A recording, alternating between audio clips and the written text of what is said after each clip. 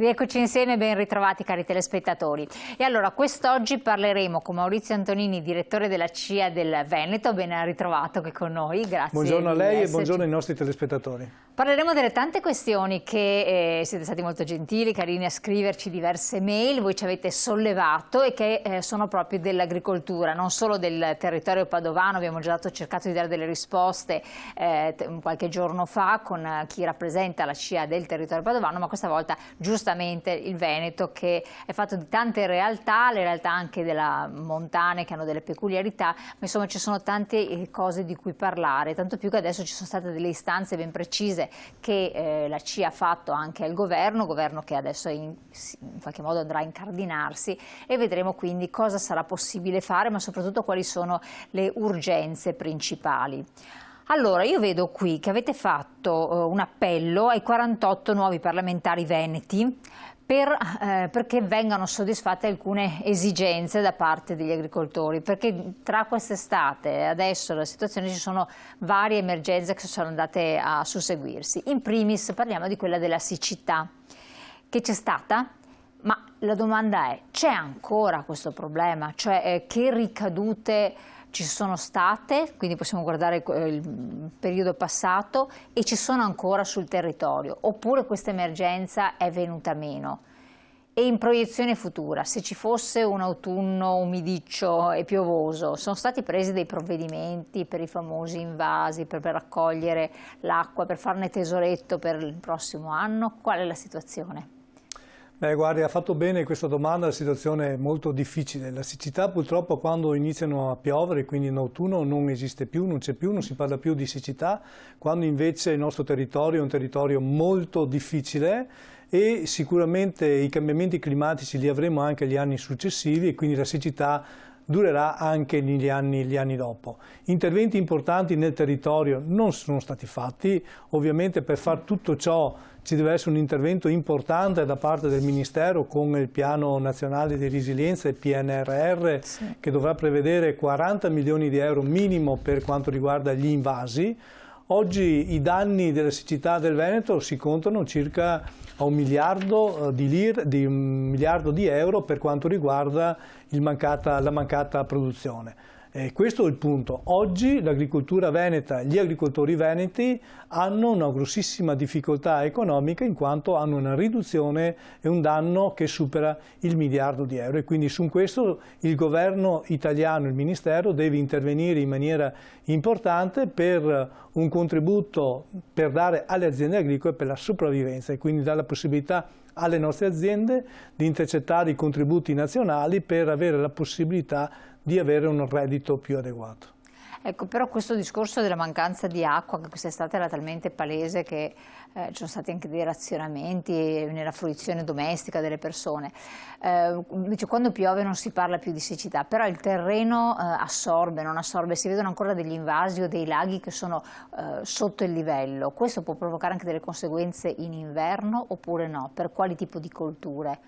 Beh, guardi, in inverno generalmente non si irriga, quindi non ci sono problemi per quanto riguarda l'agricoltura. Chiaramente gli invasi oggi servono per accumulare l'acqua e noi avremo necessità di avere tanti invasi o tanti piccoli invasi per avere la possibilità di incamerare l'acqua quando ce n'è e rilasciarla quando serve. Quindi oggi gli invasi sono un elemento importante e determinante. Chiaro, oggi in periodo autunnale l'acqua serve per rimpinguare la falda e quindi a dare la possibilità di aumentare il valore della falda, che ricordiamo che la falda non serve solo per quanto riguarda l'agricoltura, ma serve soprattutto anche per quanto riguarda l'alimentazione umana, in quanto tutte le pompe idrauliche che sono anche nell'area del Brenta, nell'area di Camazzole, servono appunto per dare la possibilità alle nostre zone, quelle più critiche, anche le critiche del PFAS, dare acqua buona e acqua genuina. Assolutamente. Per quanto riguarda il bestiame, gli allevamenti, anche bestiame da latte,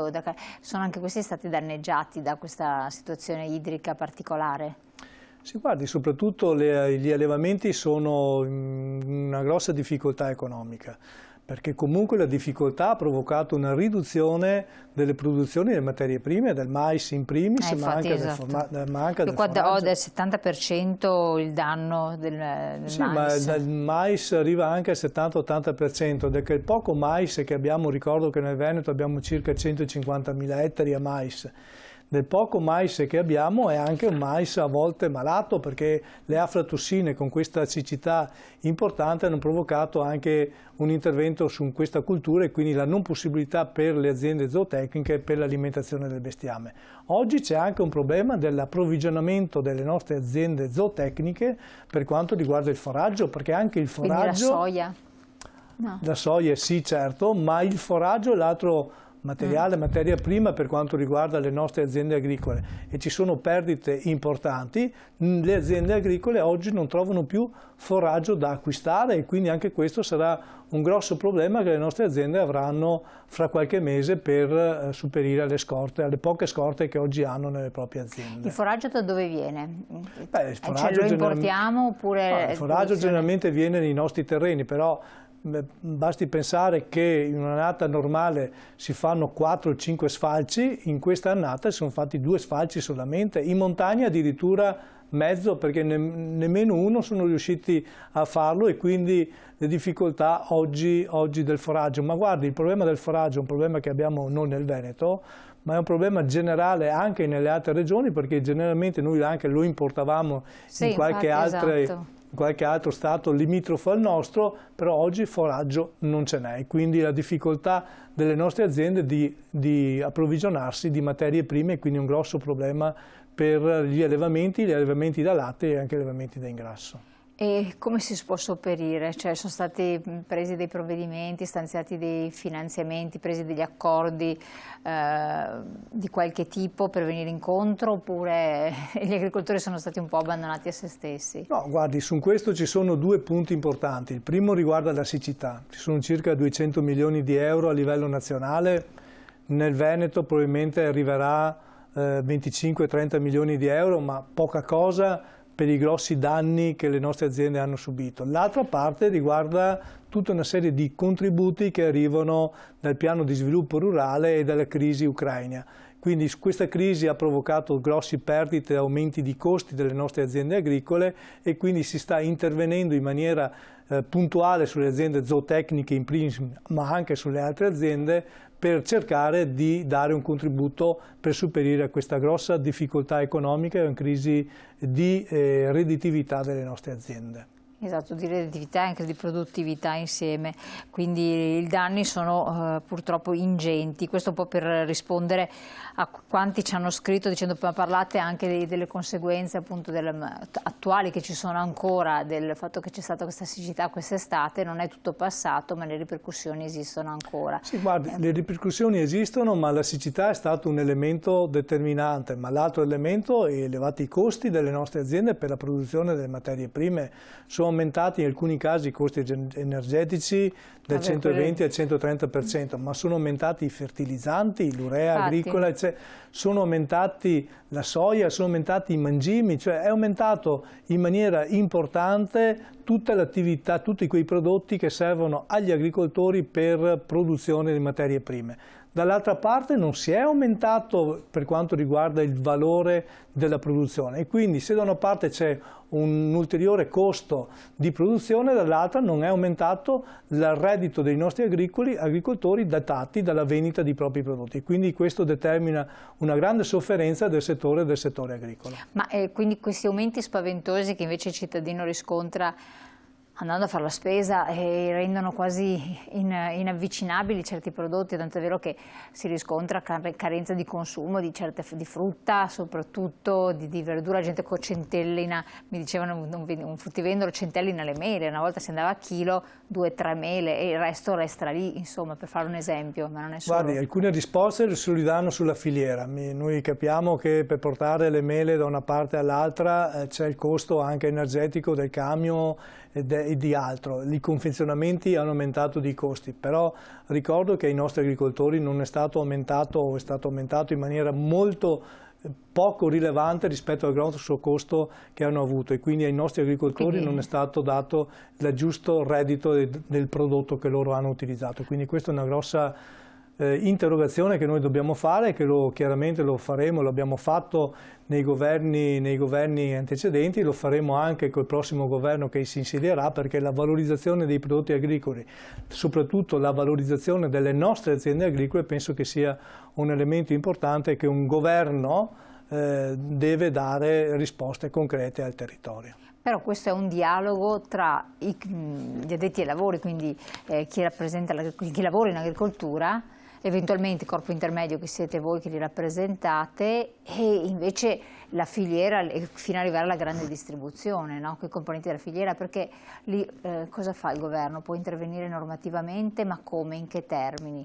Mettendo dei tetti alla filiera? Cioè è difficile, perché è una trattativa immagino di carattere commerciale, o è governata da basterebbe far rispettare alcune leggi. Una delle leggi, una legge che è stata recentemente emanata da parte del governo, si chiama proprio delle pratiche sleali, che mette uno dei primi punti il fatto che non può essere venduto un prodotto sotto costo.